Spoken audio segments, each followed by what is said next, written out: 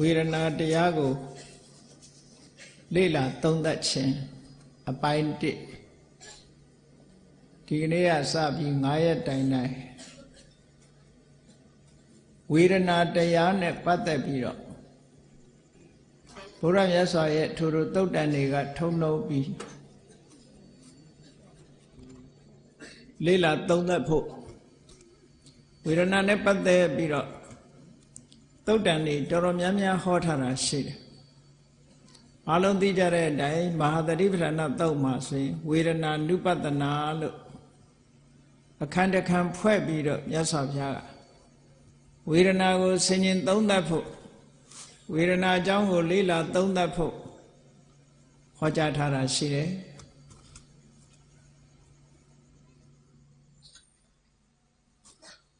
လူတွေရဲ့တဏ္ဍာမှာ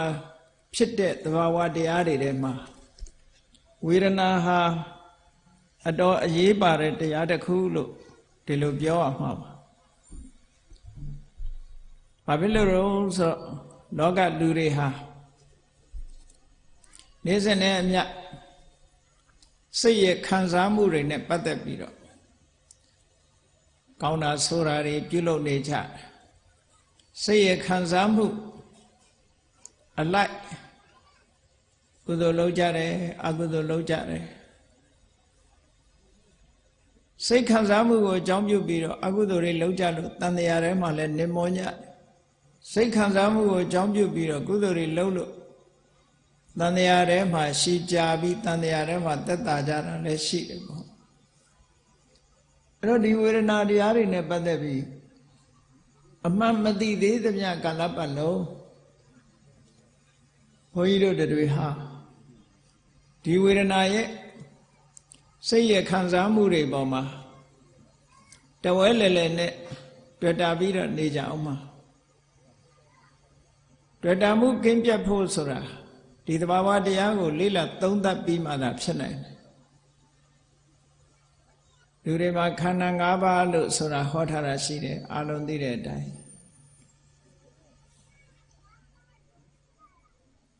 ရုပ်ခန္ဓာကိုယ်ကြီးကိုရူပခန္ဓာလို့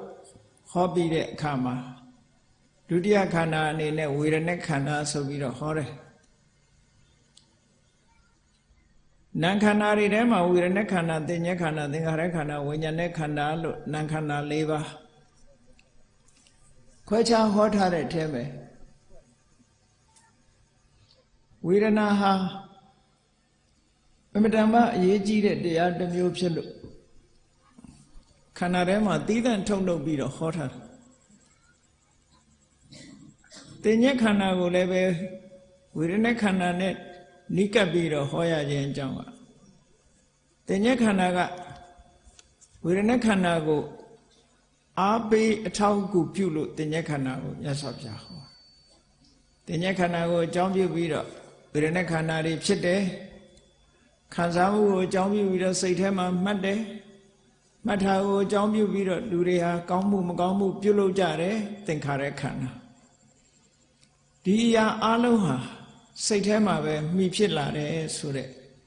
သဘာဝတရားတွေကိုရှင်းရှင်းလင်းလင်းနားလည်အောင်ခန္ဓာ၅ပါးမှာဒီပုံစံနဲ့မြတ်စွာဘုရားဟောတာ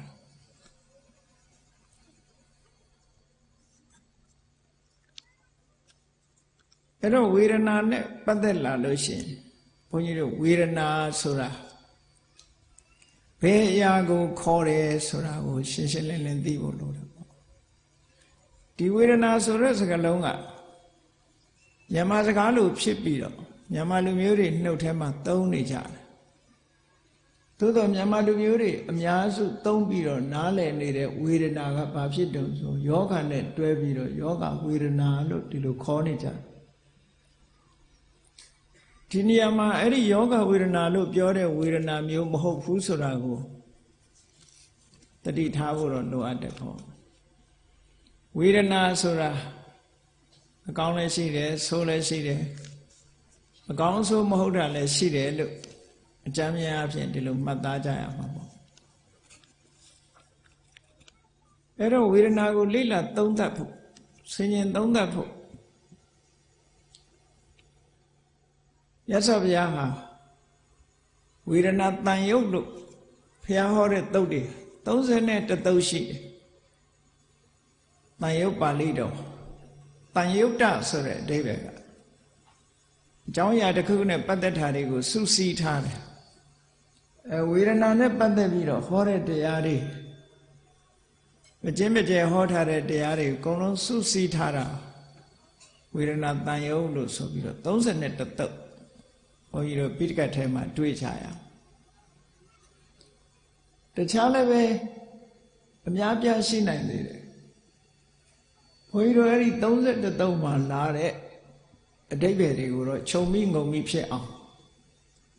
ဒီ9ရက်အတွင်းမှာဝေဒနာနဲ့ပတ်သက်တဲ့အချက်လက်လေးတွေအတော်အသင့်စုံသွားအောင်ရှင်းလင်းဟောကြားမှာဖြစ်တယ်အဲ့တော့ဝေဒနာကိုစာပေထဲမှာခန္ဓာ၅ပါးထဲမှာဝေဒနာခန္ဓာလို့သီးသန့်ထုတ်ဆိုထားတာတွေ့ရတယ်အာရဏ12ပါးမှာတော့သီးသန့်ထုတ်ဖော်ထားတာမရှိဘူးဓာတ်18ပါးမှာလည်းပဲသီးသန့်ထုတ်ဖော်ထားတာမရှိဘူးပဋိစ္စသမုပ္ပါဒ်မှာကြတော့ဖတ်တာပစ္စယဝေဒနာဝေဒနာပစ္စယတဏှာလို့ဆိုပြီးတော့ဝေဒနာတရားကိုသီးသန့်ထုတ်ဖော်ထားတာရှိတယ်အဗ္ဗဓမ္မအရေးကြီးတဲ့ပဋိစ္စသမုပ္ပါဒ်မှာဒီဝေဒနာလည်းအရေးကြီးတဲ့တရားဖြစ်လို့မြတ်စွာဘုရားသီးသန့်ထုတ်ဖော်ပြီးတော့ဟောကြားထားတယ်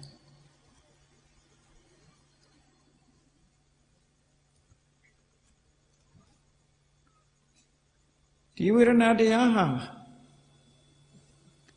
ပရိညေယပိုင်းခြားပြီးတော့အသိဉာဏ်နဲ့သိရမယ့်တရားဖြစ်တယ်ဖယ်ရှားမယ့်တရားမျိုးမဟုတ်ဘူးဒါကြောင့်မို့ဝေဒနာတရားကိုပြောမယ်ဆိုလို့ရှိရင်ဝေဒနာဟာဖယ်ရှားပြရမယ်အကုသိုလ်တရားလည်းမဟုတ်ဘူးသို့တော့အကုသိုလ်စိတ်မှရှင်တော့အကုသိုလ်နဲ့ရောသွားတယ်ကုသိုလ်စိတ်ရှင်မှဆိုရင်ကုသိုလ်သဘောတွေနဲ့ရောသွားတယ်ဝိပဿစိတ်ကရိယာစိတ်တွေမှာဖြစ်ရင်ဝိပဿကရိယာသဘောတွေနဲ့ရောနှောပြီးတော့သွားတယ်အဲ့တော့ဘုန်းကြီးတို့တွေပထမဝေဒနာကိုဘယ်နေရာတွေ့နိုင်သလဲဆိုတာကိုစာပေကျမ်းဂန်အရလေ့လာစီပူကြည့်ကြရအောင်ဝေဒနာဆိုတဲ့သဘောတရားဟာစေတသိကစိတ်ကိုမြည်ပြီးတော့ဖြစ်တဲ့သဘာဝတရားစိတ်ကိုမြည်ဖြစ်တယ်လို့ဆိုတဲ့အချိန်မှာ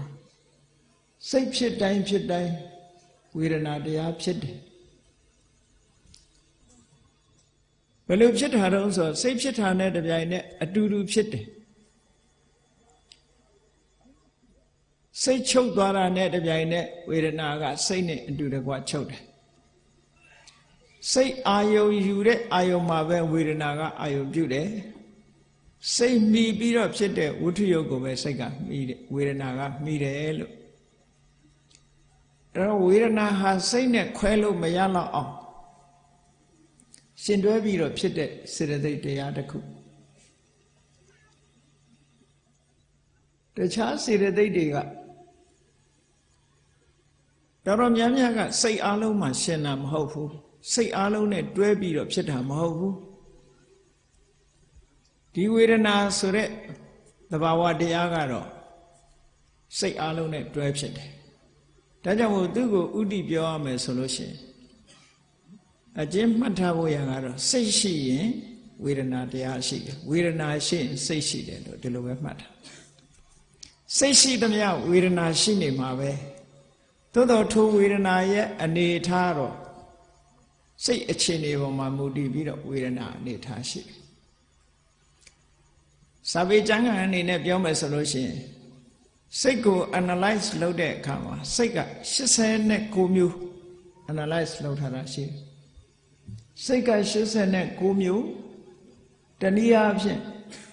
အကျယ်အားဖြင့်ပြောတဲ့အခါကျတော့120မျိုးအဲ့ဒီစိတ်89မျိုးရှိတဲ့အထက်ဝေဒနာကလည်းပဲ89ရှိတာစိတ်တစ်စိတ်မှာဝေဒနာတစ်ခုဆိုတော့89ရှိတယ်စိတ်121ရှိလို့ရှိရင်ဝေဒနာလည်း121ပဲစိတ်အခြေအနေအလိုက်စိတ်ဖြစ်လို့ဝေဒနာဖြစ်လာ အဲ့ဒီဝေဒနာဆိုတဲ့သဘာဝတရားဒီစိတ်နဲ့ခွဲလို့မရတဲ့သဘောတရားတစ်ခုပဲတဲ့စိတ်နဲ့အမြဲတမ်းရှင်တွဲနေတယ်စိတ်နဲ့ခွဲခြားပြီးတော့လုံးလို့မရဘူးတဲ့ခွဲထုတ်လို့မရဘူးလို့ဆိုလို့အမှန်တမ်းခွဲထုတ်ဖို့ရခက်တယ်ဆိုတော့မြန်မာနိုင်ငံကမြစ်ကြီးတွေဟာအလုံးပင်လယ်ထဲကိုစီးသွားကြ။ရာဝတီမြစ်ကြီးကစလို့မြစ်တွေဟာအကုန်လုံးပေါင်းပြီးတော့ပင်လယ်ထဲဝင်သွားတယ်။အဲပင်လယ်ထဲရောက်သွားပြီဆိုတော့ပင်လယ်ရေလေးကိုခတ်ပြီးတော့ခွဲကြည့်မယ်ဒီရေကရာဝတီမြစ်ရေ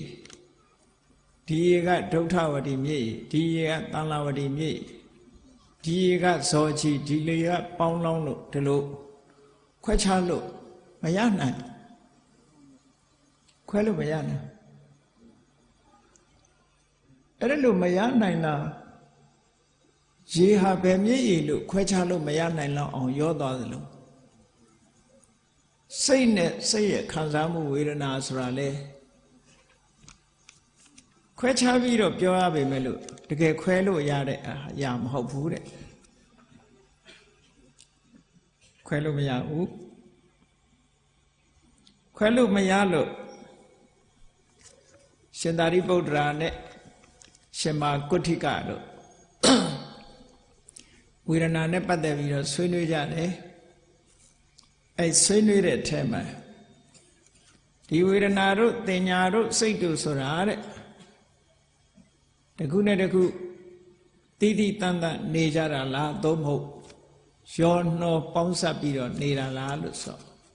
တိတိတန်တန်နေတာမဟုတ်ဘူးတဲ့ရောနှောပေါင်းစပ်နေတာလို့ရှင်သာရိပုတ္တရာဖြေတယ်ဖြေပြီးတော့ဗာဆက်မိတ်ရှိတော့ဆိုလို့ရှိရင်အဲ့ဒီဝေဒနာတို့တင်ညာတို့ဝိညာဏတို့ဆိုတဲ့ဒီနံတရားတွေကိုတစ်ခုစီတစ်ခုစီခွဲခြားပြီးတော့တစုစီတစုစီအပုံပြုလို့မရဘူးလို့အဲ့လိုပြောတာမရဘူးဆိုတာတစ်ခုစီခွဲလိုက်တာနဲ့တပြိုင်နက်စိတ်ဆိုတာမရှိနိုင်တော့ဘူးပေါ့။ဘာနဲ့ဥပမာတူတော့ဆိုလို့ရှိရင်ခုခေတ်သိပ္ပံဆရာတွေပြောတဲ့ရေဆိုတာ H2O hydrogen oxygen hydrogen တစ်စနဲ့ oxygen တစ်စဒီသုံးမျိုးပေါင်းစပ်ထားတယ်အတန်သုံးမျိုးပေါင်းစပ်ထားခွဲလိုက်တာနဲ့တပြိုင်နက်သူ့ရဲ့ quality တွေမရှိတော့ဘူးအဲ့ဒါလိုပဲစိတ်နဲ့တင်ညာတို့ဝေဒနာတို့ဆိုတဲ့ဒီသဘာဝတရားတွေခွဲခြားပြီးတော့ကြည့်လိုက်မယ်ဆိုလို့ရှိရင်ပြောဆိုတဲ့အခါမှာသာခွဲလို့ရတာတကယ်ခွဲလို့မရဘူးတဲ့တိတိတန်တန်ခွဲထုတ်လို့မရဘူးလို့ဒီလိုဆိုလို့ခွဲထုတ်လို့မရပေမဲ့လို့သူ့ရဲ့ characteristic သို့မဟုတ် function ကတော့ရှိနေတာပဲ function ချင်းမတူဘူး characteristic မတူဘူးတွင်မြင်လက္ခဏာအားဖြင့်တော့ခွဲလို့ရတယ် function အားဖြင့်ခွဲလို့ရတယ်အဲ့တော့လူတွေရဲ့သိနေတယ်ဆိုရက်အသိစိတ်ထဲမှာအနည်းဆုံးသဘာဝတရားဟာရှင်မျိုးနဲ့ဖွဲ့စည်းထား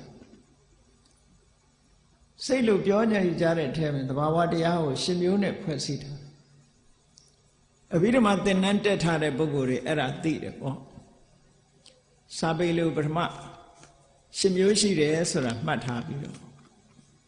အဲ့ဒီရှင်မျိုးဟာတစ်ခုစီတစ်ခုစီခွဲထုတ်လို့မရဘူးတဲ့သို့တော့ function တွေမတူဘူးလို့ဒီလိုပြောတာစိတ်ဆိုတဲ့သဘာဝလေးရဲ့ function ကအာယုံကိုသိခြင်းပဲသိတာကလွဲလို့သူဘာမှလုပ်လို့မရဘူးသူ့ရဲ့ function ကအာယုံကိုသိတတ်တဲ့သဘာဝကလေးပဲရှိတယ်အဲ့ဒီစိတ်နဲ့ရှင်ထွဲလာတဲ့စေတသိက်က အနေဆုံးစိတ်တိုင်းမှာပါဝင်တဲ့စေတသိက်ဆိုတဲ့သဘာဝတရားတွေက9ခုရှိတယ်အဲ့ဒီ9ခုကဖတ်တာတဲ့ဖတ်တာဆိုတာအာယုန်နဲ့စိတ်နဲ့ဆက်သွယ်ပေးတဲ့ function ရှိတယ်သူ့ရဲ့သဘောကအာယုန်နဲ့စိတ်ကိုဆက်သွယ်ပေးတယ်ဖတ်တာပြီးတော့ဝေဒနာတဲ့အာယုန်ဤအရသာကိုခံစားတယ်တင်ညာအာယုန်ကိုမှတ်တမ်းတင်တယ်စေတနာသဘာဝတရားတွေသူ့အလုပ်သူလုပ်အောင်သူကိုယ်တိုင်ကလည်းလုပ်တယ်စိတ်ဆော်ပြီးတော့ပေးတယ်တွန်းအားပေးတယ်ဧကကတအာယုန်တစ်ခုတည်းပေါ်မှာသဘာဝတရားတွေကိုစုစည်းပေးတယ်ဇီဝိတ္တိန္ဒရိယဒီသဘာဝတရားတွေဖြစ်ပြီးနောက်ထပ်ပြန်ဖြစ်ဖို့အတွက်ဖြစ်တဲ့အချိန်ပိုင်းလေးမှလည်းပဲအဆောင်လျှောက်ကလေးပေးတယ်စိတ်တရားတွေနံတရားတွေရဲ့အသက်လို့ပြောရမယ်သဘာဝတရားတစ်ခုသူ့ရဲ့ function က protection ပဲထိမ့်သိမ့်ပေးထားတယ်ထိမ့်သိမ့်တယ်ဆိုတဲ့သဘောကဘုန်းကြီးတို့ဘယ်လိုနားလည်ရမလဲလို့ဆိုရင်ရုပ်နဲ့ပြောရင်ပိုးထင်ရှားတယ်ပေါ့ဆိုပါစို့ပန်းမွင့်ကလေးကိုပန်းကင်ကလေးကိုဒီတိုင်းထားမယ်ဆိုရင်ခဏလေးနဲ့ညှိုးသွားတယ်ပန်းအိုးထဲမှာထည့်ပြီးတော့ရေကလေးနဲ့အဆူဓာတ်ကလေးနဲ့ထားမယ်ဆိုလို့ရှိရင်ရေရဲ့ထိမ့်သိမ့်မှုအောက်မှာရှိသည့်အတွက်ကြောင့်ပန်းကလေးဟာတော်လည်းမညှိုးဘူးပေါ့အဲ့ဒီသဘောပဲသဘာဝတရားတွေမှာလည်းပဲအဲ့ဒါလိုအထိန်းလေးတွေပါတယ်အဲ့ဒါကိုဇီဝိတ္တိန္ဒရိယလို့ခေါ်တယ်သူ့ function လေးနောက်တစ်ခုကတော့မနတိကာရတဲ့စိတ်တွေကိုအာယုံဘက်ကိုလှည့်လှည့်ပေးတယ် attention လို့ခေါ်တယ်အာယုံဘက်ကိုစိတ်တွေကိုလှည့်အလုံးပေါင်းလိုက်တော့9ခုအဲ့ဒီ9ခုဟာဘယ်တော့မှခွဲလို့မရဘူးစိတ်နဲ့အလုံးအောင်ရှင်တွဲပြီးတော့နေတယ်စိတ်ရဲ့စိတ်တစ်ခုစေတသိက်9ခုအလုံးပေါင်းလိုက်တော့10ခုအဲ့ဒီ10ခုဟာနန္တရားတွေရဲ့ unit ပဲအသေးဆုံး unit အဲ့ဒီတည်းသေးပြီးတော့နန္တရားလို့ပြောစရာမရှိဘူးဒီ10ခုရဲ့အပေါင်းဒီ10ခုရဲ့အပေါင်းကိုပဲနန္တရားလို့ခေါ်တာအဲ့ဒီ10ခုတည်းကတစ်ခုခုဖယ်လိုက်လို့ရှိရင်နန္တရားလို့ခေါ်စရာအကြောင်းမရှိတော့ဘူးပေါ့အဲ့တော့အဲ့ဒီထက်မှဘုန်းကြီးတို့တွေထုံနှုတ်ပြီးတော့ဝေဒနာတရားတက်တက်ကိုဒီကနေ့လေးလာသုံးသပ်ချအဲ့တော့သူနဲ့ဖြစ်ပေါ်ဖြစ်ဖက်တွေကိုအလုံးကျူတင်ပြီးတော့သိထားဖို့လိုတယ်သိထားဖို့ရဝေဒနာတရားဆိုဒီမှာစိတ်ကိုမှီဖြစ်တဲ့တရားလို့ဒီလိုမှတ်စေတသိက်တရားစိတ်မရှိရင် तू မဖြစ်ဘူးစိတ်ရှိရင် तू ဖြစ်တယ်ဖြစ်တဲ့အခါစိတ်နဲ့အတူဖြစ်တယ်သူကြည့်ဖြစ်တာမဟုတ်ဘူးသူဖြစ်မယ်ဆိုလို့ရှင်ဖတ်တာတို့တင်ညာတို့စေရနာတို့ဧကဂတတို့ဇီဝိတ္တိန္ဒရိယတို့မနတိကာရတို့ဆိုတဲ့ဒီသဘာဝတရားတွေလည်းဖြစ်ကြတယ်အဲ့ဒါလို့ဖြစ်ပြီပဲလို့ဆံရကိစ္စ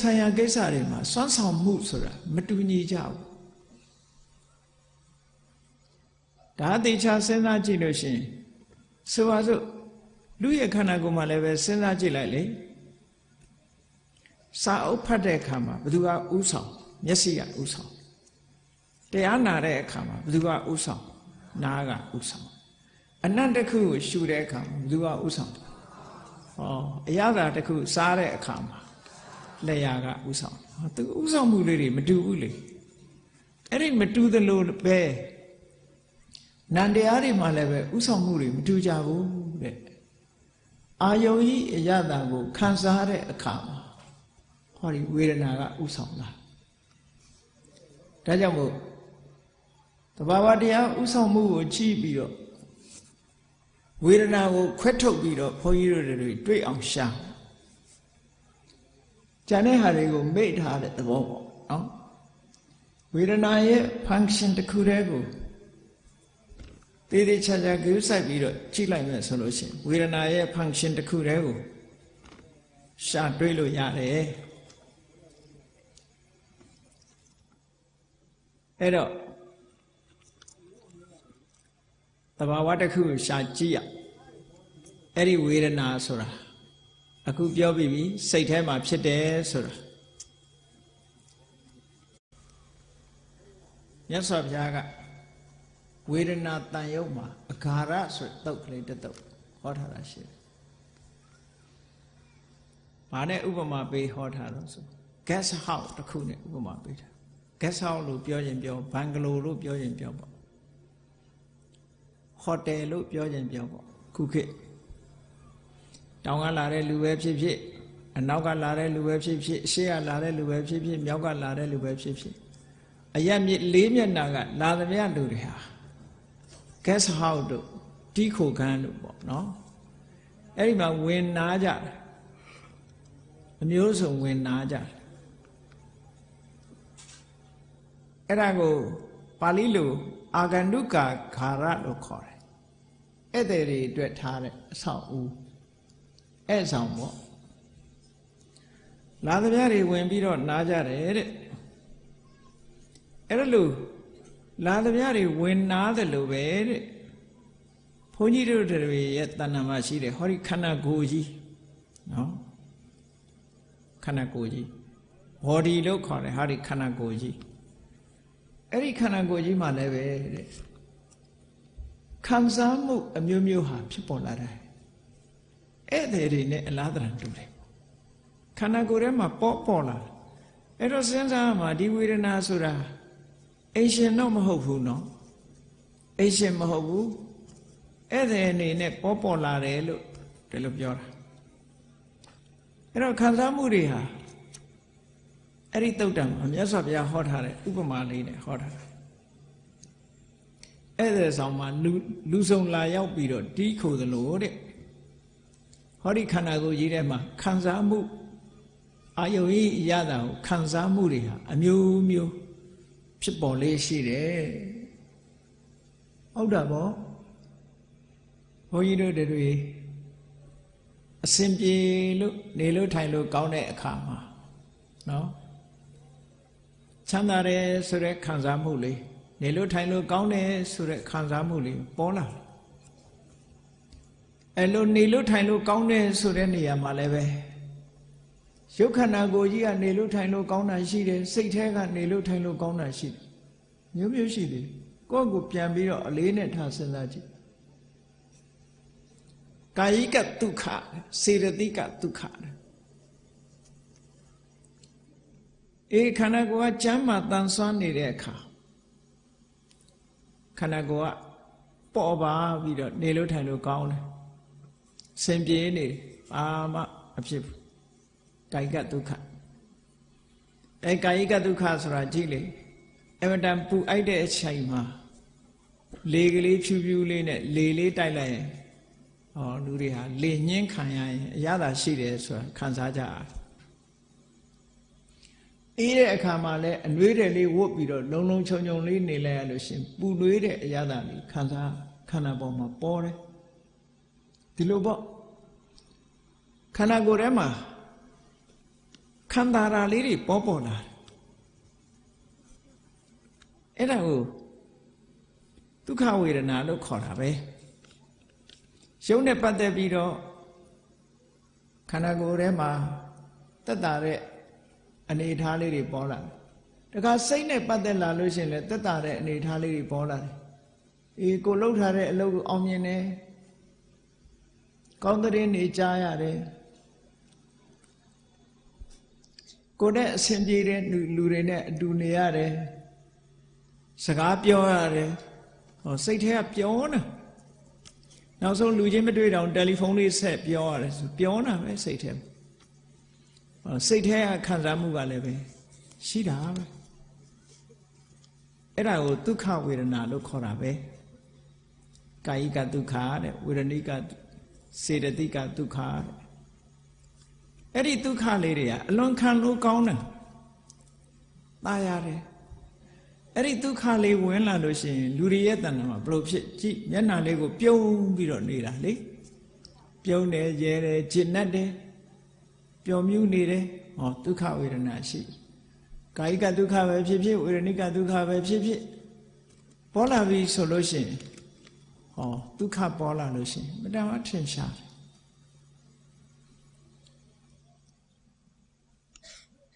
ဟောနောက်တစ်ခုကကြည့်လိုက်လို့ရှိရင်ဒုက္ခဝေဒနာဆိုတာသွားကြိုက်တယ်ခေါင်းတွေကြိုက်တယ်ခါးတွေကကြိုက်တယ်ဗိုက်ထဲကနားတယ်ကြည့်ခန္ဓာကိုယ်မှာဖြစ်လာမခံနိုင်ဘူးမခံနိုင်ဘူးမခံနိုင်တဲ့ဟာတွေခန္ဓာကိုယ်မှာရောက်လာနှွေးခေါင်ခေါင်ကြီးပူရတဲ့ထဲမှာနေရဲ့အပူကိုခံရပြန်တယ်ဆောင်းရသည်အေးတဲ့ထဲမှာအနှွေးတွေကမလုံလောက်လို့ချမ်းလိုက်တာတုံးနေဘယ်ရတာမှမကောင်းဟောခန္ဓာကိုယ်မှာအားလုံးဟာအလွန်အေးပါတယ်ဆိုတဲ့အခါမှာလေတိုက်ပြီဆိုရင်ဘယ်ကြိုက်မလဲပူပါတယ်ဆိုမှအပူငွေ့တွေဘယ်ကြိုက်မကြိုက်နိုင်ခန္ဓာကိုယ်မှာနာရကျင်နာကြိုက်တာခဲတာဆိုလို့ရှိရင်မကြိုက်ဘူးခန္ဓာကိုယ်မှာဒုက္ခဝေဒနာတွေပေါ်လာတယ်ဒုက္ခလို့ဆိုတဲ့အတိုင်းပဲအခါရခက်တာတွေပေါ်လာတယ်ခံနိုင်စွမ်းမရှိနိုင်လောက်ခံရခက်တာဟောတခါတရံကြတော့ခန္ဓာကိုယ်အနေထားကိုလာထိတာမဟုတ်ဘူးစိတ်ထဲမှာမကောင်းတဲ့သတင်းတွေကြားတယ်ကိုမဖြစ်ချင်တာတွေဖြစ်တယ်ဝမ်းနည်းစရာတွေကြုံတွေ့တယ်ဆိုရင်လူတွေရဲ့စိတ်ထဲမှာခုနကဒုက္ခဝေဒနာတွေပေါ်ပြန်တာပဲအဲ့ဒါကြောင့်မလို့ကာယိကဒုက္ခစေတသိကဒုက္ခအတ္တာတဘယ်သူမှမကြိုက်ဘူးအဲ့ဒီဟာမျိုးပေါ်လာလို့ရှိရင်မကြိုက်သည့်အတွက်ကြောင့်လူရဲ့မျက်နှာရှုပ်မဲ့နေအဲ့ဒီအချိန်ကြာမကြိုက်ဘူးဆိုတာကိုထင်ရှားပြ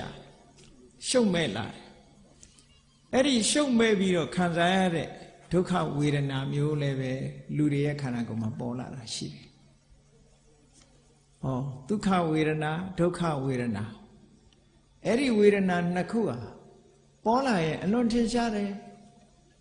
ဒုက္ခဝေဒနာပေါ်လာရင်လူတွေကပြုံးလို့ရွှင်လို့ဒုက္ခဝေဒနာပေါ်လာလို့ရှိရင်မဲ့လို့ညှိုးငယ်လို့ဒီလိုတွေဖြစ်တယ်ဒါဝေဒနာပေါ်နေတဲ့သဘောပဲအဲ့ဒီထဲမှာခံစားချက်တစ်မျိုးရှိသေးတယ်အဲ့ဒါကိုတော့လူတွေကသိပြီးတော့တတိမထားမိတဲ့ခံစားချက်မျိုးအဲ့ဒီခံစားချက်မျိုးကိုပါဠိစာပေမှာအဒုက္ခမတုခ double negative နဲ့သုံးတာအဒုက္ခမတုခဒုက္ခလည်းမဟုတ်ဘူးဒုက္ခလည်းမဟုတ်ဘူးဒုက္ခဆိုတာသိတာတယ်ဒုက္ခဆိုတာလည်းသိတာအခုကဒုက္ခလို့လည်းမသိနိုင်ဘူးဒုက္ခလို့လည်းမသိနိုင်သိဖို့တော့ခက်တယ်သိဖို့တော့ခက်သည့်အတွက်ကြောင့်သူ့ကိုတိုက်ရိုက်သိနိုင်စွာမရှိဘူးရှိတယ်ဆိုတာမှန်းဆသိရမှန်းဆသိတာကိုအနုမာနလို့ခေါ်တယ်ဥပမာလေးတစ်ခုကြည့်တရိစ္ဆာန်တစ်ကောင်ခြေရခံပြီးတော့လိုက်ကြည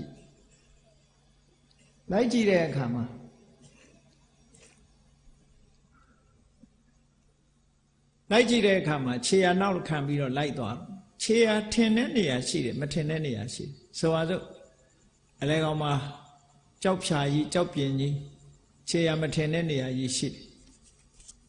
အဲ့ဒီမှာလိုက်သွားတဲ့အခါကျတော့အဲ့ဒီကြောက်ဖြာနာရောက်တဲ့အခါမှာအတက်ခြေရပျောက်သွားတယ်ကြောက်ဖြာပေါ်မှာခြေရမပေါ်ဘူးသို့တော့ကြောက်ဖြာပေါ်တက်တဲ့ခြေရအဲ့ဒီနားမှာခြေရပျောက်သွားအဲ့တော့ဟိုတစ်ဖက်ကိုသွားကြည့်လိုက်တဲ့အခါကျတော့ဆင်းတဲ့ခြေရတွေ့ရပြန်အဲ့တော့ကိုကဘာသိနိုင်လို့ဆိုတက်တဲ့ခြေရနဲ့ဆင်းတဲ့ခြေရကြည့်လိုက်တာနဲ့ဒီကောင်ဒီပေါ်ဖြတ်သွားတာလို့ဆိုတာမသိနိုင်ဘူးလားသိနိုင်တယ်အဲ့ဒါလို့ပဲဒုက္ခဝေဒနာကိုသိတယ်ဒုက္ခဝေဒနာကိုသိတယ်လို့ဆိုလို့ရှိရင်ဒီအစွန်းနှစ်ခုကိုသိလိုက်တာနဲ့အလယ်သာဖြစ်တဲ့အဒုက္ခမဒုက္ခဝေဒနာဆိုတာကိုလေ မှန်းဆပြီးတော့သိလို့ရတယ်တဲ့အဲ့ဒါကိုပြောတာအလုံးပေါင်းလိုက်တဲ့အခါကျတော့ဝေဒနာ၃မျိုးတဲ့မြတ်စွာဘုရားကဟောတယ်တို့တတ္တဝါတွေရဲ့ကိုယ်ကာယကြီးထဲမှာအခုလိုဝေဒနာအမျိုးမျိုးဟာဖြစ်ပေါ်လာတယ်ဒါတွေကိုသတိထားဖို့လို့ဆိုပြီးတော့အဂါရတုံမှာမြတ်စွာဘုရားဒီလိုဟောတာအဲ့ဒီတန်ရုပ်ပါဠိတော်ထဲမှာခိစ္စနိယတုတ်မှာမြတ်စွာဘုရားကဝေဒနာအကြောင်းကိုအဓိပ္ပာယ်ရှင်းလင်းဖွင့်ဆိုပြီးတော့ကိုယ်တိုင်ရှင်းထားတာရှိတယ်ယဟန်တွေကိုဟောတဲ့အခါမှာမြတ်စွာဘုရားကအေးဘယ်ဟာကိုဝေဒနာလို့ခေါ်ရလဲဝေဒနာတရားဆိုဘယ်ဟာကိုခေါ်ရလဲဆိုတော့မြတ်စွာဘုရားရှင်းပြဘာကြောင့်ဝေဒနာခေါ်တယ်ဘယ်ဟာကိုဝေဒနာခေါ်တယ်ဆိုအာယုံရဲ့အရသာကိုခံစားတတ်လို့ဝေဒနာခေါ်တာအာယုံရဲ့အရသာခံစားရတယ်ဆိုတာကြည့်လေဒုက္ခဖြစ်လို့ရှိရင်ဘာလဲ feeling of happiness ပဲ happiness feeling တွေဖြစ်တယ်လေပျော်ရွှင်တယ်စိတ်ချမ်းသာတယ်ပြုံးတယ်ဒုက္ခဖြစ်လို့ရှိရင်တော့ feeling of sadness ဝမ်းနည်းတယ်ကြေကွဲတယ်ဟောဒါတွေဖြစ်တယ်အဲ့ဒါလို့ဖြစ်ပေါ်လာတဲ့အာယုံပေါ်မှာတွေးပြီးတော့ဝမ်းသာတာရှိတယ်ဝမ်းနည်းတာရှိတယ်အဲ့ဒါအာယုံရဲ့အရာကိုခံစားခြင်းပဲဝမ်းသာတဲ့ခံစားမှုဝမ်းနည်းတဲ့ခံစားမှုအဲ့ဒီခံစားမှုတွေကြောင့်ဒီစကားလုံးကိုသုံးထားတာဝေဒနာဆိုတာခံစားမှုပဲတဲ့ကောင်းတာလည်းခံစားတယ်မကောင်းတာလည်းခံစားတယ်ခံစားတယ်ဆိုတာအရသာသိတာကိုပြောတာအရသာသိတာဒုက္ခဝေဒနာဆိုတာခံလို့ကောင်းတယ်ဒုက္ခဝေဒနာဆိုတာခံရခက်တယ်လောကအရာထဲမှာလည်းပြောတာပဲလေခံလို့ကောင်းတယ်ခံလို့ခက်တယ်ဟောအဲ့ဒါလို့စိတ်ထဲမှာဖြစ်ပေါ်လာတဲ့ဒီခံစားမှုတွေမျိုးမျိုးကိုဝေဒနာလို့ခေါ်တာပဲတဲ့ဒါကြောင့်မို့ဒုက္ခကိုလည်းခံစားတယ်အာယုန်နဲ့စိတ်နဲ့တွေးပြီးတော့အာယုန်ရဲ့အရာတာကိုကောင်းတဲ့အရာတာကိုလည်းခံစားတယ်ဆင်းရဲတဲ့အရာတာကိုလည်းခံစားတယ်ချမ်းသာတာလည်းမဟုတ်ဆင်းရဲတာလည်းမဟုတ်တဲ့စัจ जा အရာတာမျိုးကိုလည်းခံစားရတယ်စိတ်ရှိရင်ခံစားမှုရှိဒါကြောင့်မို့ဝေဒနာဆိုတာစိတ်ရဲ့ခံစားခြင်းပဲစိတ်ထဲမှာဖြစ်ပေါ်လာတဲ့ခံစားခြင်းပဲဘာကိုခံစားတာတော့လို့မေးရင်စိတ်ထဲမှာပေါ်လာတဲ့အာယုံကိုခံစားတာဒီလိုဆိုလို့ကောင်းပြီအဲ့ဒီခံစားတတ်တဲ့ဝေဒနာသဘောတရားဟာဒါလူတွေရဲ့တဏ္ဍာမှာရှိတယ်လူတွေရဲ့တဏ္ဍာမှာရှိတယ်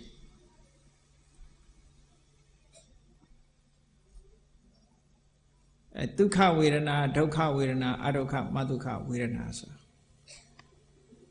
ဓမ္မဒိဋ္ဌိဘိက္ခုနီမှာလည်းပဲရှင်းလင်းပြီးတော့ပြောထားတာရှိတယ်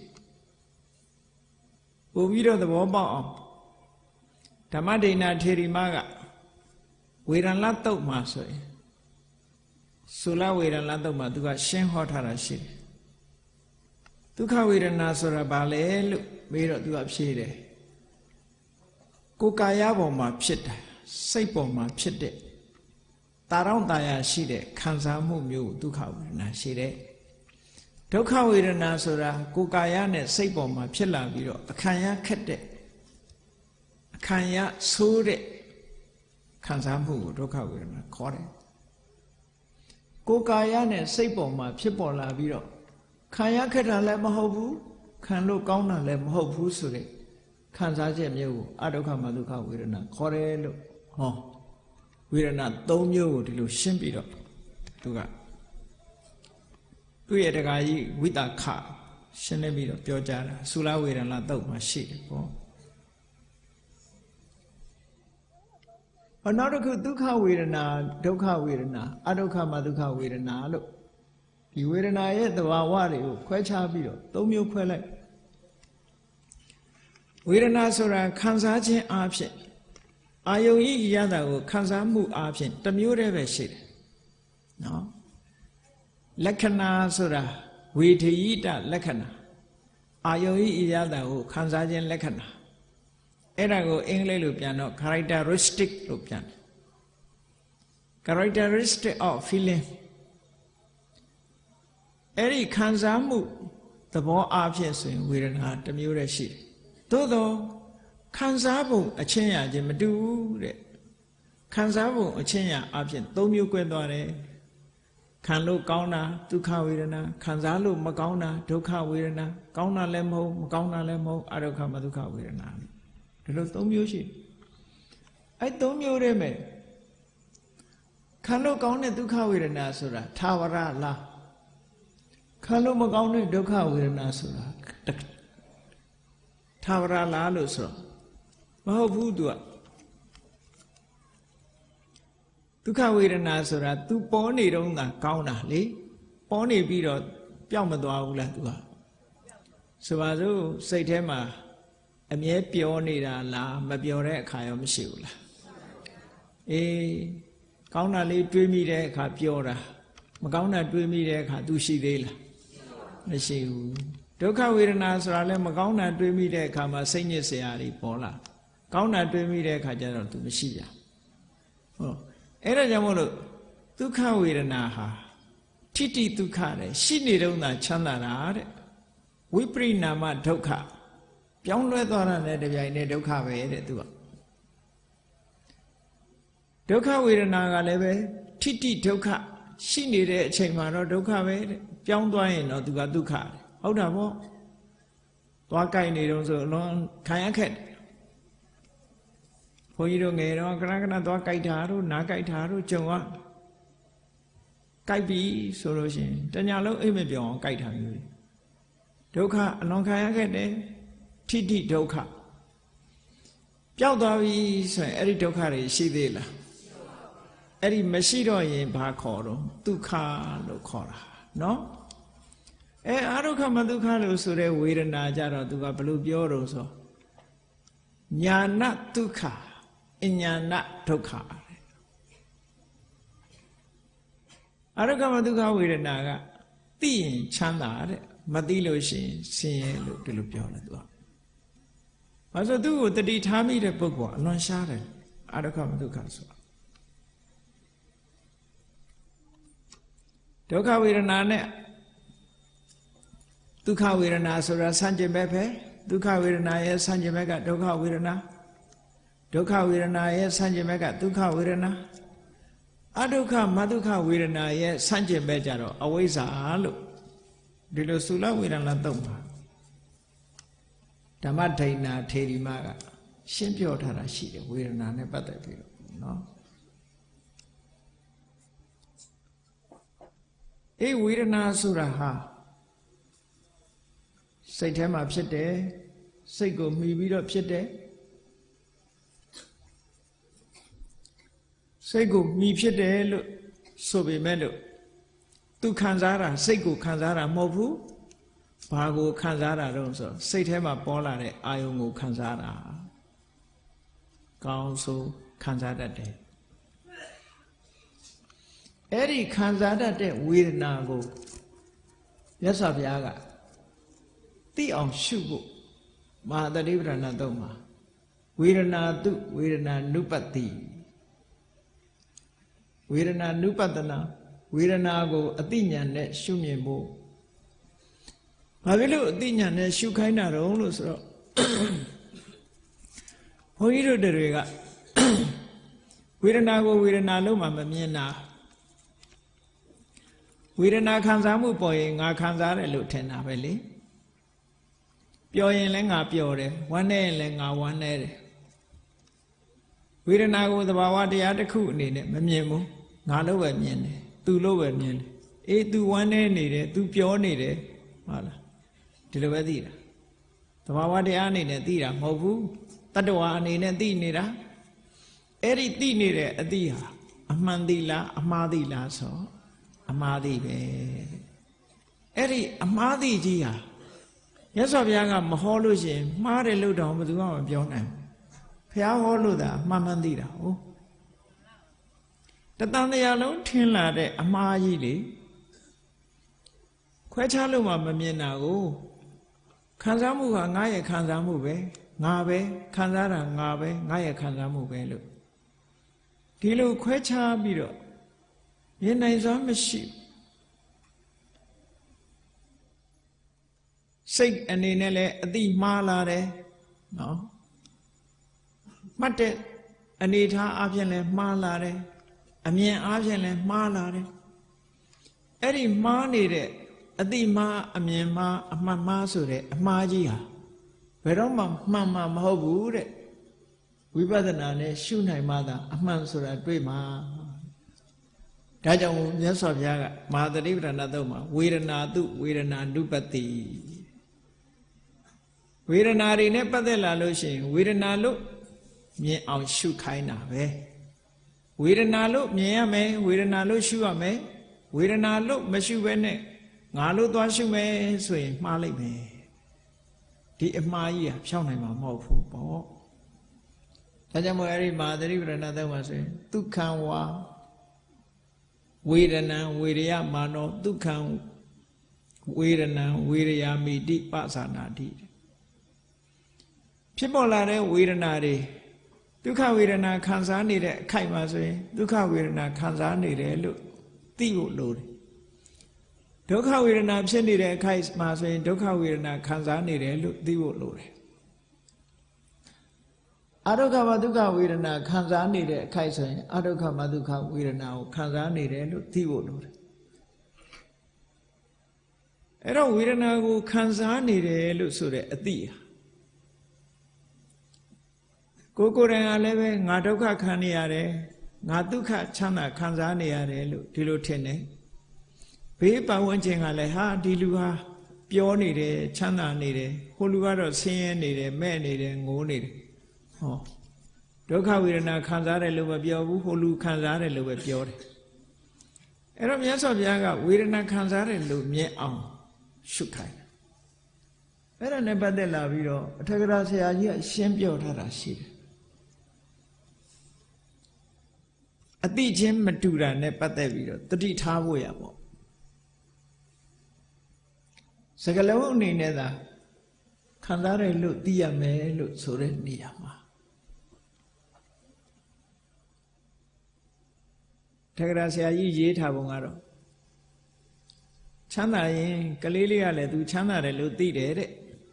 ပက်လက်အိတ်နေတဲ့ကလေးလေးကလည်းသူချမ်းသာရင်ချမ်းသာတယ်လို့သိတယ်တဲ့ဆင်းရဲရင်လည်းသူဆင်းရဲတယ်လို့သိတယ်တဲ့အဲ့ဒီကလေးရဲ့အတိမျိုးကိုပြောတာမဟုတ်ဘူးတဲ့အဲ့ဒီကလေးရဲ့အတိမျိုးကိုပြောတာမဟုတ်ဘူးတဲ့သို့တော်လည်းအဲ့ဒီနေရာမှာမဟာစီဆရာတော်ဘုရားကြီးကထောက်ပြထားတာလေးရှိတယ်ဒါကအထက်ကရာရဲ့အဆိုမဟာစီဆရာတော်ဘုရားရဲ့သူကထောက်ပြထားတာရှိတယ်ကလေးသိတယ်လို့ဆိုပေမဲ့လို့တဲ့နော်ကလေးသိတယ်လို့ဆိုပေမဲ့လို့ကလေးလေးကဥပမာပဲသူနှိုးစားတယ်နှိုးစားရင်သူငိုမယ်နော်ငိုလိုက်မှာပဲဒါပေမဲ့လို့သူဆင်းရဲတယ်လို့သူသိကြမှာသိနှိုးတွေပါနေတိုက်ကြွေးလို့အစာရည်စားကြွေးလို့အမေဖေကနေသချင်းလေးဆိုပြီးသူပြောတယ်ဒါပေမဲ့သူချမ်းသာတယ်လို့သူသိတာမဟုတ်ဘူးသိမှာမဟုတ်ဘူးတဲ့အဲ့ဒီကလေးလေးဟာချမ်းသာနေတဲ့အချိန်မှာငါချမ်းဒုက္ခဝေဒနာခံစားနေတယ်ဆင်းရဲတဲ့အခါငါဒုက္ခဝေဒနာခံစားနေတယ်လို့ तू မသိဘူး तू သိတာဘာလဲနှိုးဆိုင်ရင်စာမယ်လို့သိတယ်ပျော်ရင်ပျော်တယ်လို့ပဲသိမှာပေါ့သို့တော့တနည်းအားဖြင့်ပြောမယ်ဆိုရင်ပျော်တယ်လို့သိတာသိပင်လည်းဒုက္ခဝေဒနာလို့ဒီလိုပြောလို့တော့ရတာပေါ့နော်စာရာကိုစာမှန်းသိရင်လည်းဒုက္ခဝေဒနာလို့ပြောလို့ရတာပေါ့အဲ့ဒီလိုတာမန်အတိမျိုးကိုဒီနေရာမှာမဆိုလိုပါဘူးတဲ့မဟာသတိပဋ္ဌာန်သုတ်မှာဒုက္ခံဝေဒနာဝေရယမာနောဒုက္ခံဝေဒနာဝေရယာမိတိပသနာတိဆိုတဲ့အတိဟာအစစ်မြင့်တဲ့အတိလို့ဒီလိုပြောတာတာမန်သိတဲ့အတိမဟုတ်ဘူးတဲ့အာယုံရတာကိုခံစားတယ်ဆိုတဲ့အတိဟာဘယ်လိုတိအောင်သိရမလဲလို့ဆိုလို့ရှိရင်တတ္တဝါခံစားတယ်တတ္တဝါအနေနဲ့ခံစားတယ်ဆိုတဲ့အတိမျိုးဖယ်ရမယ် တတ္တုပလတ္ထိခံစားသူတတ္တဝါပုဂ္ဂိုလ်တတ္တဝါငါသူတစ်ပါးယောက်ျားမိန်းမဆိုတာမရှိဝေဒနာပဲခံစားခံစားသူဟာဘယ်သူလဲလို့ဆိုဝေဒနာပဲတတ္တဝါမရှိဘူးတတ္တဝါမရှိဘူးဝေဒနာကပဲခံစားတယ်လို့ဆိုမှတတ္တဝါဆိုတဲ့အမြင်ဟာပျောက်မယ်တဲ့အဲ့ဒီလိုပျောက်ဖို့လိုတယ်ပေါ့ဝေဒနာခံစားတယ်ဆိုတာခံစားတဲ့ဝေဒနာကိုပဲတိုက်ရိုက်ရှုရငါနဲ့မတွဲရဘူးလို့ဆိုလိုတယ်ပေါ့နော်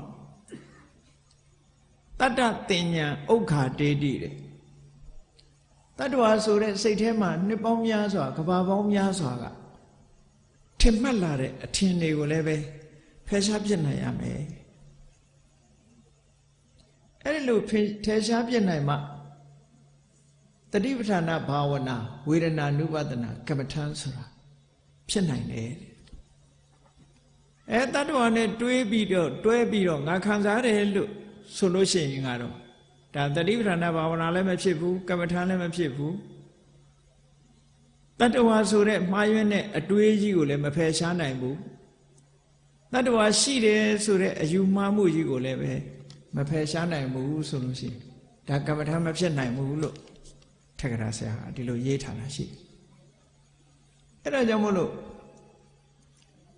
တဘာဝတရားကိုမိအောင်ကြည့်ရှုဖို့လိုတယ်ပေါ့ခံစားရတယ်ဆိုတာဘယ်သူခံစားတာလဲကြည့်ရမှာခံစားတာဘယ်သူခံစားတာလဲမဒုက္ခဝေဒနာကိုခံစားတယ်ဒုက္ခဝေဒနာကိုခံစားတယ်အဒုက္ခမဒုက္ခဝေဒနာကိုခံစားတယ်ပြီးတော့အဲ့ဒီခံစားမှုကဘယ်သူရဲ့ခံစားမှုလဲဘာကြောင့်ခံစားတာလဲဆိုတာနဲ့ပတ်သက်ပြီးတော့ရှင်းရှင်းလင်းလင်းသိဖို့လိုအပ်တယ်ဘယ်သူခံစားတာလဲလို့ဆိုခံစားသူဟာပုဂ္ဂိုလ်မဟုတ်ဘူးဝေဒနာပဲခံစားတယ်ဆိုတာဝေဒနာပေါ်တာကိုပြောတာဒုက္ခဝေဒနာဖြစ်ပေါ်လာတာကိုပဲဟုတ်လားခံစားတယ်လို့ပြောတယ်ဒုက္ခဝေဒနာဖြစ်ပေါ်လာတာကိုပဲခံစားတယ်လို့ပြောတယ်အဒုက္ခမဒုက္ခဝေဒနာပေါ်တာကိုပဲခံစားတယ်လို့ပြောတယ်ဘသူရဲ့ခံစားချက်တုံးဆိုဘသူရဲ့ခံစားချက်မှမဟုတ်ဘူးသဘာဝတရားရဲ့ခံစားချက်ပဲဟောပြောမယ်ဆိုရင်စိတ်ရဲ့ခံစားချက်လို့ပြောလို့ရတယ်သဘာဝတရားရဲ့ခံစားချက်ပဲဘာကိုအကြောင်းပြုပြီးတော့ဒီခံစားမှုဟာပေါ်လာရတယ်လေလို့ဆိုရင်အာယုံကိုအကြောင်းပြုပြီးတော့ခံစားမှုဟာပေါ်လာတာဟုတ်တယ်ပေါ့အဗဒံပူအိုက်နေတဲ့အချိန်မှာလေညင်းကလေးခံလိုက်ရလို့ခန္ဓာကိုယ်အေးမြသွားစေတယ်ဆိုလို့ရှိရင်အဲ့ဒီလေညင်းကလေးခန္ဓာကိုယ်ကိုလာထိတဲ့ဖုဒ္ဓဘာယုံဆိုတာလေးကိုအာရုံပြုပြီးတော့ဟဲလေလေးကအေးလိုက်တာဒုက္ခဝေဒနာဖြစ်မသွားဘူးလားဒုက္ခဝေဒနာဖြစ်သွားတယ်အမတန်အေးတဲ့ຢာသီမှာအနှွေးတယ်လေးဝေါ်လိုက်ရတယ်ဟောနှွေးသွားတယ်ဆိုရင်ဒါဖုဒ္ဓဘာယုံကိုအကြောင်းပြုပြီးတော့ခံစားမှုလေးပေါ်လာတာပဲနော်ဒုက္ခဝေဒနာဆိုခံစားမှုလေးပေါ်လာမတော်တဆမိတက်နင်းမိတယ်ခလုတ်တိုက်တယ်ခြေထောက်မှာခလုတ်တိုက်ရင်အမတန်နာတာနော်ခြေထောက်လေးတွေမှာခလုတ်တိုက်မိပြီဆိုရင်တော်တော်နာတာဟောအဲ့ဒီထိခိုက်လိုက်တယ်ဆိုတာကဖုဒ္ဓဘာယုံပဲဖုဒ္ဓဘာယုံနဲ့ကာမတာရစုံစည်းလိုက်တဲ့အခါမှာအဲ့ဒီထိခိုက်လိုက်တဲ့ဒဏ်ရာဖုဒ္ဓဘာယုံကိုအာယုံပြုပြီးတော့နာကျင်ခြင်းဆိုတဲ့ဒုက္ခဝေဒနာပေါ်တာပဲမကောင်းတဲ့ရင်ကြားလိုက်ရတယ်ဘယ်သူဖြင့်အနေဆရောက်သွားတယ်ကိုယ်နဲ့ခင်မင်တဲ့ပုဂ္ဂိုလ်တွေဘယ်သူဖြင့်ဘာဖြစ်သွားတယ်ဝမ်းနဲ့စရာသတင်းတွေကြုံလိုက်တယ်ကြားလိုက်တယ်ဟောမကောင်းတဲ့ရင်ကြားခြင်းဆိုတဲ့တတ္ထယုံပေါ်မှာခံစားတာပဲဟောခံစားမှုတွေဆိုတာအာယုံနဲ့စိတ်နဲ့ဆုံတွေ့ပြီးတော့ထိုအာယုံကိုအကြောင်းပြုပြီးတော့ခံစားမှုတွေဆိုတာပေါ်လာတာသူ့ဘာသူပေါ်လာတာမဟုတ်ဘူးတဲ့ဒါကြောင့်မို့ခံစားမှုပေါ်လာတာကိုပရိစ္ဆေသမုပ္ပါဒ်ကြတော့ခံစားမှုအတိုင်းအတာတစ်ခုရဲ့ရှေ့မှာဘာရှိလဲလို့ဆိုဖတ္တပစ္စယဝေဒနာဖတ္တဆိုတာကိုကအာယုန်နဲ့စိတ်နဲ့ဆက်သွယ်ပေးတာဖတ္တခေါ်တာအာယုန်နဲ့စိတ်နဲ့ပြောစရာအာယုန်နဲ့စိတ်ကလေးနဲ့တွေ့ရင်ဒုက္ခဝေဒနာဖြစ်တယ် ဝမ်းနေเสียအာယုံနဲ့စိတ်ကလေးနဲ့တွေ့လိုက်တဲ့အခါကျတော့ဒုက္ခဝေဒနာဖြစ်တယ်ပျော်เสียလည်းမဟုတ်ဘူးဝမ်းနေเสียလည်းမဟုတ်ဘူးတာမန်အာယုံလေးနဲ့စိတ်နဲ့တွေ့တယ်ဆိုရင်ဝမ်းနေတာလည်းမရှိဘူးဝမ်းသာတာလည်းမရှိဘူးဆိုခံစားမှုတွေလာတာပဲအဲ့ဒါကိုပြောတာပရိစ္ဆသမုပ္ပါဒ်မှာဖတ်တာပစ္စယဝေဒနာဖတ်တာရှိနေလို့ဝေဒနာဆိုတာရှိလာတာဖတ်တာဖြစ်လို့ဝေဒနာဆိုတာဖြစ်လာတာလို့ဒီလိုဆိုတာအဲ့ဒါဝေဒနာဆိုတဲ့သဘောတရားကိုတွေ့ရှိမိမိတို့ရဲ့တဏ္ဍာမှာတတိထားတတ်ဖို့လိုတယ်ဝေဒနာကမ္မထာရှုပြီးဆိုရင်ဝေဒနာမတွေ့ပဲနဲ့သွားပြီးတော့အနေဆာလုံးနေလို့မရဘူးနော်ဝေဒနာကိုတွေ့ဖို့လိုတယ်ခန္ဓာကိုယ်ထဲမှာဝေဒနာကိုအရှင်းသားတွေ့ဖို့လိုတယ်အဲ့ဒီလိုခံစားမှုတွေတွေ့လာပြီဆိုတဲ့အခါကျတော့မှဝေဒနာရဲ့သဘောတရားပိုင်နိုင်သိမြင်လာနိုင်တယ်တဲ့သူ့ရဲ့သဘာဝလက္ခဏာရှုထောင့်ကနေပြီးတော့ဝေဒနာကိုရှုတာဒါကိုဝေဒနာနုပတနာလို့ခေါ်တာပဲပထမတော့ခံစားမှုလေးနဲ့အာယုန်နဲ့တွဲပြီးတော့ဝေဒနာဖြစ်လာတာကိုတတိထားမိလာအောင်ဝေဒနာဖြစ်လာတဲ့သဘောလေးတွေကိုသိလာကမ္မထာအထုပ်ပုံနည်းတွေကတော့အမျိုးမျိုးပဲမြတ်စွာဘုရားကမ္မထာရှုမှတ်ဖို့ရာအတွက်ကမ္မထာ2မျိုးပေးထားတယ်ဒီကပြောမဲ့2မျိုးကသမထနဲ့ဝိပဿနာကိုပြောမှာမဟုတ်ဘူးကမ္မထာ2မျိုးဆိုတာရူပကမ္မထာနာနဲ့အရူပကမ္မထာနာရူပကမ္မထာနာဆိုတာရုပ်ပေါ်မှာအလုံးလုံးတာရုပ်ကိုရှုတာတနည်းအားဖြင့်ရူပပရိက္ခလို့လည်းခေါ်တယ်ရုပ်ကိုအသိဉာဏ်ဖြင့်ပိုင်ပိုင်နိုင်နိုင်မှတ်ယူတာအဲ့ဒါရူပကမ္မထာရုပ်ကိုရှုတဲ့ကမ္မထာနာမ်ကိုရှုတဲ့ကမ္မထာကြတော့အရူပပရိက္ခနန္တရားကိုရှုတယ်ရုပ်ကိုရှုတာမဟုတ်ဘူးအဲ့ဒါလို့ကမ္မထာ2မျိုးရှိအဲ့ကမ္မထာ2မျိုးတည်းမယ်တခါတရံကြတော့ရုပ်ကိုအရင်ရှုပြီးမှနာမ်ကိုရှုရတာရှိတယ်တခါတရံကြတော့နာမ်ကိုအရင်ရှုတာရှိတယ်ရုပ်ကိုနောက်မှရှုတာရှိတယ်ဒါမိမိတို့ယောဂီပုဂ္ဂိုလ်တွေရဲ့အနေထားအလိုက်ပေါ့ရုပ်ကနေစမှလားနာမ်ကနေစမှလားဘယ်ကနေစရတယ်ပေါ့အဲ့ဒါကြတော့ယာနိကနဲ့ခွဲထားတာလည်းရှိတယ်ပေါ့ဘောဓုဒအဖြစ်မှတ်ဖို့ရဝိတ္တိမဲ့မှာသမထယာနိကနဲ့ဝိပဿနာယာနိကတမာရီတရားကိုထူထောင်ပြီးတော့မှဒီဝိပဿနာအားထုတ်မယ်ဆိုတဲ့ပုဂ္ဂိုလ်သမထယာနိကလို့ခေါ်တယ်သမထကိုတက်တက်မထူထောင်မဲနဲ့ဝိပဿနာကိုတိုက်ရိုက်သွားတဲ့ပုဂ္ဂိုလ်ကြတော့ဝိပဿနာယာနိကလို့ခေါ်တယ်သူရဲ့အဓိပ္ပာယ်အမှန်ကအစစ်ကသမထယာနိကဆိုတာသမထယာနသမထကျင့်စဉ်တစ်ခုကိုရင်တဖွဲစီးเสียသမထအကျင့်ကိုရင်အဖြစ်အသုံးပြုတာလို့ဒီလိုပြောတာဝိပဿနာအကျင့်ကိုရင်အဖြစ်အသုံးပြုတယ်လောကလူတွေသွားတဲ့အခါမှာခရီးသွားရင်စီးเสียရင်ကလေးရှိရတယ်ပေါ့အ ਨੇ ဆုံးဖဏကလေးတော့စီးသွားကြတာပဲလေဖဏဟာလည်းရင်ပဲပေါ့ကားစီးသွားလို့ရှိရင်ကားဟာရင်ပဲပေါ့လိမ်မြန်နဲ့စီးသွားရင်လိမ်မြန်ဟာရင်ပဲပေါ့အဲ့တော့သမထကျင့်စဉ်နဲ့သွားမှလားဝိပဿနာကျင့်စဉ်နဲ့သွားမှလားသမထကျင့်စဉ်နဲ့သွားတာကိုသမထယာနိကလို့ခေါ်တယ်ဝိပဿနာကျင့်စဉ်တတ်သွားရင်ဝိပဿနာယာနိကလို့ခေါ်တယ်သမထကျင့်စဉ်နဲ့သွားမယ်ဆိုလို့ရှိရင်တဲ့ထက္ကရာဆရာကြီးကအကြံပေးထားတာယုတ်နဲ့နာနဲ့2မျိုးထဲမှာနာငါစပြီးတော့ရှုတဲ့နဲ့ယုတ်ကိုမရှုရဘူးလို့ပြောတာတော့မဟုတ်ဘူးနာငါစပြီးတော့ရှုတဲ့နဲ့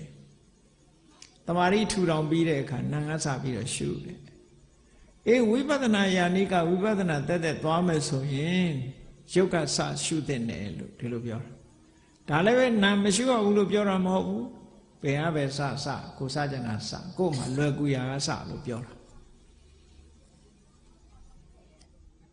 အဲ့တော့ကောင်းပြီရုပ်ကမ္မထံကိုဟောတဲ့အခါမှာ မြတ်စွာဘုရားကအမတန်မှသိတာထင်ရှားတဲ့ဓာတ်ကြီး၄ပါးကိုပဲဟောလို့ရှိဓာတ်ကြီး၄ပါးအလွန်ထင်ရှားတယ်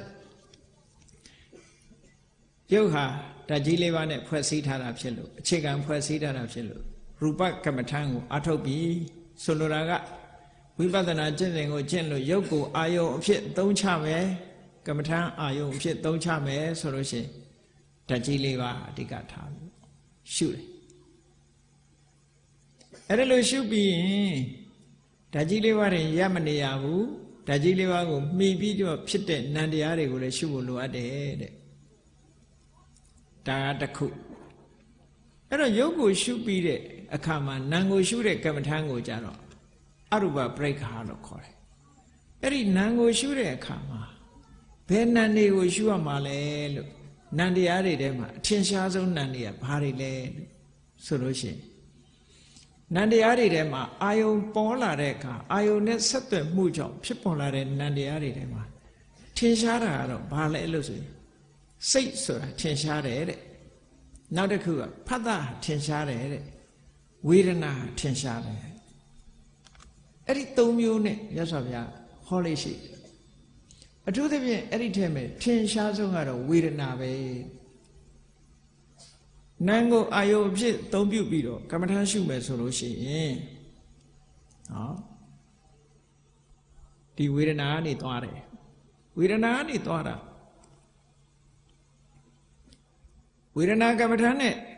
အကျွတ်တရားရသွားတဲ့ပုဂ္ဂိုလ်တွေတရားမင်းကြီးလည်းဝေဒနာကမ္မထာ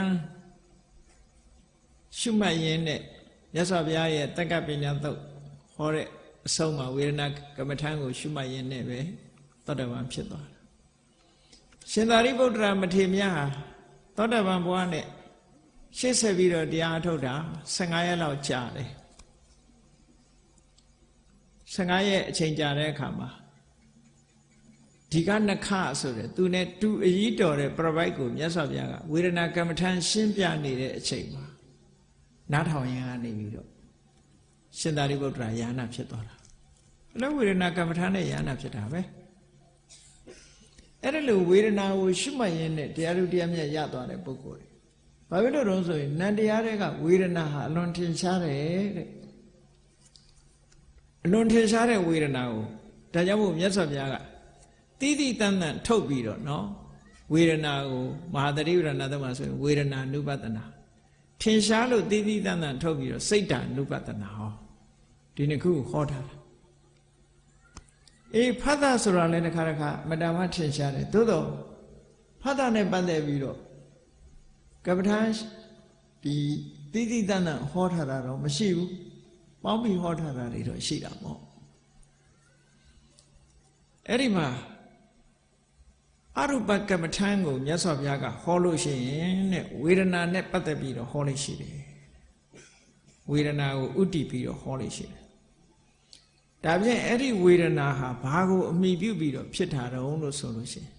ဟောဒီခန္ဓာကိုယ်ကြီးကိုအကြောင်းပြုပြီးတော့မှီပြီးတော့ဖြစ်တယ်ဟုတ်တယ်လေခန္ဓာကိုယ်ရှိတာကိုမှီပြီးတော့ဒုက္ခဝေဒနာဆိုတာလေဒီရုပ်ခန္ဓာကိုယ်ကြီးနဲ့မှီလာတာပဲဒုက္ခဝေဒနာဆိုတာလေယုတ်ခန္ဓာနဲ့ပတ်သက်ပြီးတော့ဖြစ်လာတာပဲ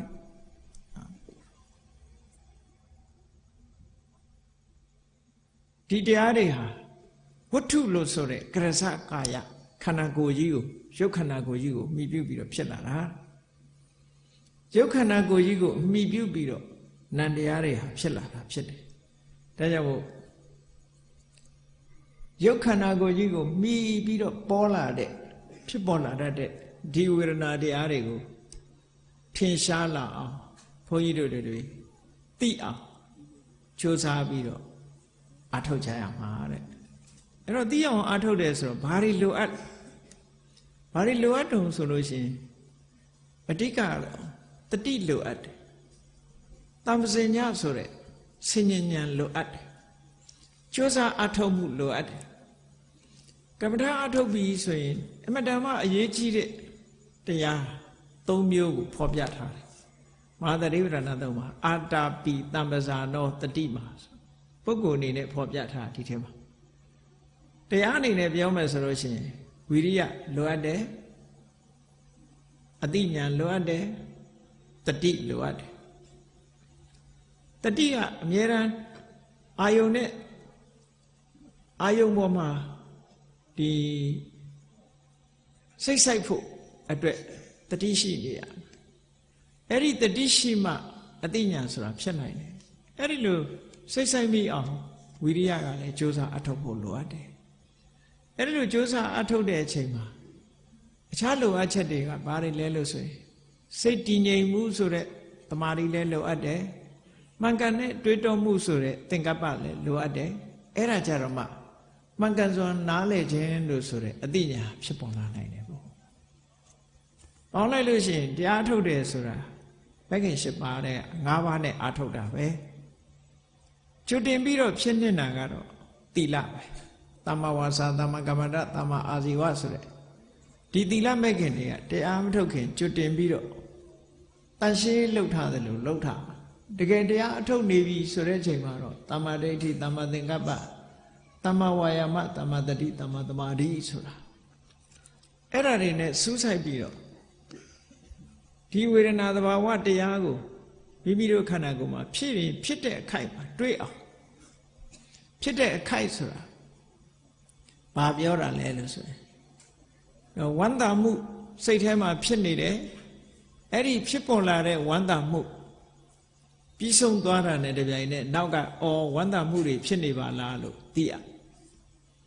ဆင်းရဲတဲ့ခံစားမှုဖြစ်လာတာနဲ့တပြိုင်နက်နောက်ကသိတဲ့စိတ်ကဆင်းရဲတဲ့ခံစားမှုတွေဖြစ်နေပါလားလို့ဒီလိုသိရတော့ဝမ်းသာတယ်ချမ်းသာတယ်ဆိုတဲ့ခံစားမှုနဲ့ဆင်းရဲတယ်ဆိုတဲ့ခံစားမှုဟာဗျိုင်တူဖြစ်လို့မရဘူးတစ်ခုဖြစ်ပြီးမှနောက်တစ်ခုဖြစ်တယ်ဖြစ်တဲ့အခါမှာလဲဆိုင်ရာသူ့အကြောင်းတရားကြောင့်ဖြစ်တာမတူညီတဲ့အနေထားမတူညီတဲ့အချိန်တွေမှာဖြစ်တယ်ဘာပဲဖြစ်လာကိုယ်စိတ်ထဲမှာပေါ်လာတဲ့ဟာသို့မဟုတ်ကိုယ်ခန္ဓာကိုယ်အကြောင်းပြုပြီးတော့ပေါ်လာတဲ့ခံစားမှုသည်ဒုက္ခလားဒုက္ခလားခံလို့ကောင်းရင်ဒုက္ခခံလို့မကောင်းဘူးဆိုရင်ဒုက္ခအဲ့ဒီဖြစ်ပေါ်လာတဲ့ဝေဒနာသဘာဝတရားတွေကိုရှုစွာသိအောင်ကြိုးစားခြင်းဟာသဘာဝလက္ခဏာကိုရှုခြင်းပဲဖြစ်ပါတယ်တဲ့ဝိပဿနာလုပ်ငန်းအစသည်သဘာဝလက္ခဏာကိုပိုင်နိုင်စွာသိခြင်းပဲဖြစ်တယ်ဒါကြောင့်မို့တရားချစ်ခင်သူတော်စင်ပြိဿပေါင်းတို့ဒီကနေ့နံပါတ်1မိမိတို့တဏ္ဍာမှာဝေဒနာတရားဖြစ်ပေါ်လာလို့ရှိရင်ထိုဝေဒနာတရားကိုသိရှိဖို့ပြီးတဲ့အခါကျတော့ဒီဝေဒနာတရားကိုဝိပဿနာကမ္မထာအနေနဲ့ထိုသုတ်တန်နေမှာမြတ်စွာဘုရားကဘယ်လိုရှုတယ်ဘာတွေဖြစ်နိုင်တယ်ဒီဝေဒနာတွေနဲ့ပတ်သက်ပြီးတော့ဘာတွေဖြစ်ပြီးတော့ဘာတွေကိုပယ်ရမယ်ဆိုတာတွေကိုဝေဒနာတန်ရုံမှာသုတ်ပေါင်း30နဲ့တစ်သုတ်မြတ်စွာဘုရားရှင်းလင်းဟောကြားထားတယ်ထိုသုတ်တံပါဠိတော်တွေထဲမှာလည်းဝေဒနာနဲ့ပတ်သက်တဲ့ကမ္မထာတွေရှုမှတ်စရာတွေထည့်ပြီးတော့ဟောထားတယ်ဆက်သွယ်ရဘုန်းကြီးတို့အချင်းချုပ်ပြီးတော့ဒီရှုတော်ဆောင်ကနေပြီးတော့ဝေဒနာအကြောင်းကိုလေ့လာသုံးသပ်ဖို့သုံးသပ်နည်းကိုဟောပြောပြမှာဖြစ်ပါတယ်ဒါကြောင့်မို့တရားချစ်ခင်သူတော်စင်ပြိဿတို့ဒီကနေ့ဝေဒနာနဲ့ပတ်သက်ပြီးတော့ဝေဒနာရဲ့သဘာဝတရားအခုချိန်မှာဆိုရင်အတော်လေးအသင့်နေမိမိတို့တဏ္ဍာမှာဝေဒနာဖြစ်ပေါ်လာရင်တတိထားနိုင်လောက်ပြီလို့ထင်ပါတယ်ဒါကြောင့်မို့ဒီကနေ့အပိုင်း1ကိုဒီမှာပဲနေကုန်ချုပ်ကြရအောင်အားလုံးသောတရားချစ်ခင်သူတော်စင်ပြိဿအပေါင်းတို့သည်ဝေဒနာဆိုတဲ့သဘာဝတရားမိမိတို့တဏ္ဍာမှာဖြစ်ပေါ်လာတဲ့အခါမှာဝေဒနာဖြစ်လာတာကိုသိဖို့အတိတရားရှိအောင်တတိနဲ့ဝိရိယနဲ့တမာတိစွမ်းအားတွေနဲ့ဉာဏ်စွမ်းအားတွေနဲ့ဝေဒနာတရားကိုတွေးရှိအောင်ကျင့်ကြံကြိုးကုပ်အားထုတ်တော်မူနိုင်ကြပါစေကုန်သတည်း